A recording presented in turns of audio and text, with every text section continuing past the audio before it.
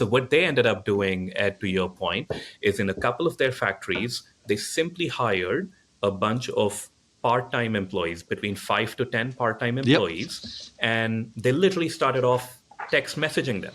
SMS, hey, I need 2 people here. I need 5 people there. No system, no skills matrix, nothing. It worked phenomenally. The Sure. next thing we know, they were looking for a software solution to support that. The next thing we know, we have 6 factories doing this, somewhere between 70 to 100 part-time employees starting to Wow. support operations in a number of those facilities. So, the cat's out of the bag now, and I think this is how the world of work is going to evolve. It's just a matter of when do we think it's time to sort of leverage more part-time options and not keep looking to the past of 8 hours a day, 5 days a week, and mandatory overtime.